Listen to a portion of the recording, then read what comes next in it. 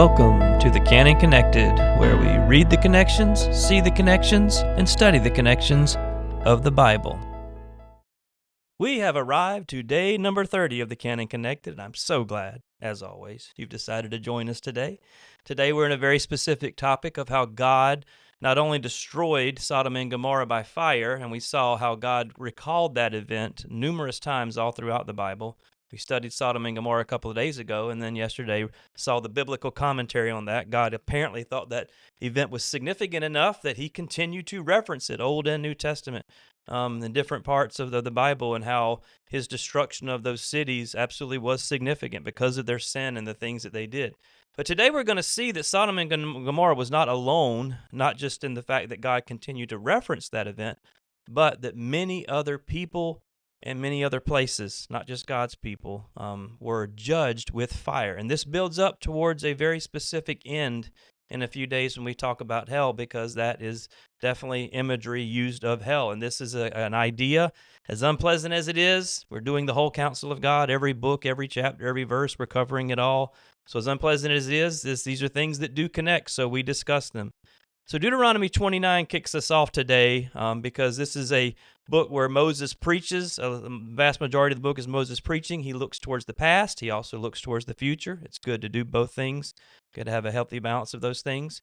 But we see clearly that he recalls Sodom and Gomorrah. So this could have been a passage we used yesterday, but it also was a clear reference to how God destroys by fire, not just Sodom and Gomorrah, but how he was going to do it with his people as well. Verse 18 gives the reason why. Beware lest there be any among you, a man or a woman or clan, whose tribe whose heart is turning away today from the Lord our God to go and serve the gods of those nations. So that's the reason why. God's judgment, again, is never arbitrary or coincidental or accidental. He always has a very specific reason.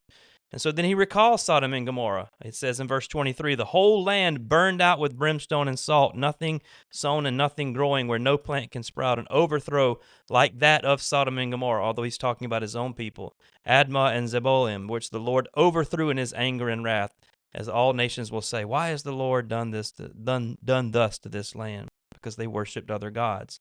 But we see the anger and the fury, verse 28, and it comes out in fire. Leviticus 10, 1 through 7 is a very specific story of Nadab and Abihu, the sons of Aaron. This is a fairly common theme in the Bible of seeing godly people with very ungodly children. We see it in the King's books. We also see it with Samuel, but we see it with Aaron here.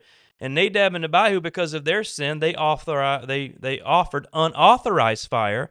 There's a little side note. This is not the connected readings for today, but they did not worship God the way that he instructed. And this is absolutely a teaching for us today. We cannot just worship any old way that we want to. According to Jesus in John 4, we have to worship by spirit and truth, meaning according to this. So we can't it's not like anything goes in our worship services. It has to be according to the Bible. And Nadab and Abihu were judged for offering unauthorized fire, again, as sons of Aaron. This is the priest. And fire came out from before the Lord and consumed them, and they died before the Lord. That story, again, is repeated several times in the Old Testament in the readings today, Numbers 3 and other places. Also, we see some of the laws where even if a person commits X sin, they were to be burned. Leviticus 20:14. If a man takes a woman and her mother also, it is depravity. He shall be burned with fire. He and they shall be burned with fire. And Leviticus 21:9, and the daughter of any priest, if she profanes herself by whoring, profanes her father, and she shall be burned with fire. And so again, Numbers 3 was in the reading today, recalling again what happened with Nadab and Abihu. Numbers 11 is a story, again, about the people complaining, or again, recalling what had happened prior in the book of Exodus, some of those stories. And it said, and the people complained in the hearing of the Lord about their misfortunes. And when the Lord heard it, his anger was kindled, and the fire of the Lord burned among them and consumed them, some outlying parts of the camp. Again, it wasn't just Sodom and Gomorrah. This theme of God destroying, judging, unleashing his wrath with fire, it comes up over and over and over again. I do think this connection matters. There's hundreds of verses on judgment by fire that we have seen and we will continue to see through this series. Numbers 16, 28 through 35, a massive rebellion, Korah's rebellion. We'll get to that again when we talk about bitterness and complaining. I think this story comes up about 3 times this year. But God even opened up the earth. One of the things we're going to see in a couple of the other readings coming up in Nahum and Micah is how God definitely, as we've said, is a God of all kind of natural disasters. He came at Job in a whirlwind.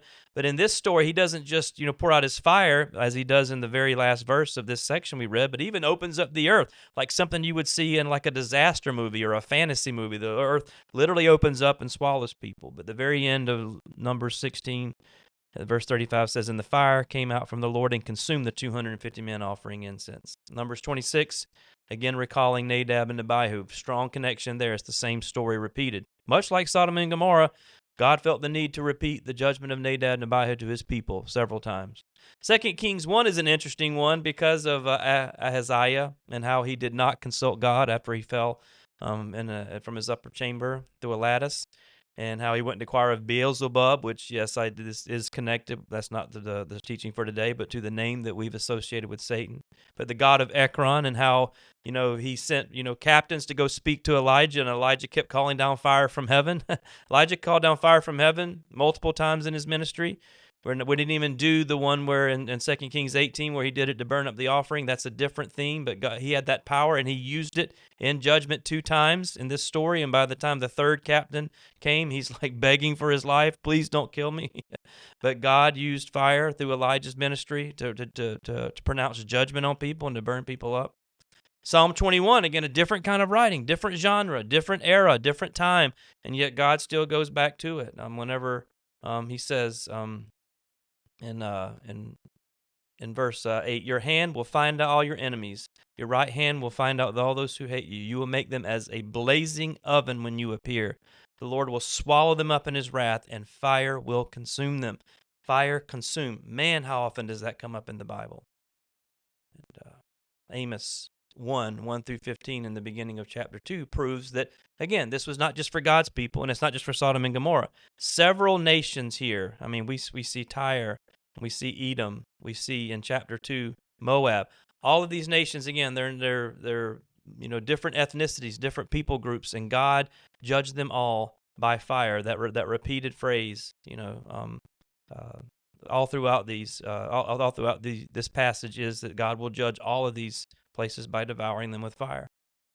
And Amos 7:4 says the same thing. "This is what the Lord showed me. Behold, the Lord God was calling for a judgment by fire, and it devoured the great deep and was eating up the land." Micah 1 and Nahum 1, both again are very similar. They're very parallel passages to me. And again, it proves that God is a God who's in control, not just in control of nature, but shows himself, manifests himself through natural disasters. And in both places, he poured out, his wrath like fire. And then Zechariah 9, the last one for today, the same thing. It says, "The oracle of the Lord, the word of the Lord against the land of Hadrach and Damascus is its resting place. For the Lord has an eye on mankind and all the tribes of Israel, and on Hamath also, which borders on it, Tyre and Sidon, though they are very wise." Jesus references these in the New Testament. We'll get to eventually in the New Testament teachings on hell. "Tyre has built herself a rampart and heaped up silver like dust and fine gold like the mud in the streets. But behold, the Lord will strip her of her possessions and strike down her power on the sea, and she shall be devoured by fire." So we will see God's nature even is a devouring, a consuming fire, and it comes out repeatedly. Again, this is not just a handful of isolated, unconnected passages. Even the ones from the last couple of days and the ones we're going to study, this is truly a connected reading that covers about 6 or 7 days, and they all truly are centering around the same thing, the nature of God and how he judges. And believe me, this matters, even if it is offensive, and even if there are people who reject this. We cannot pick and choose which parts of the Bible we accept and reject. So God being a God of judgment and of fire is something that's clear as we see connected passages. And so tomorrow we'll continue with this theme and this topic. And I hope you'll come back and be with us as we continue to read the connections, see the connections, and study the connections. Thank you.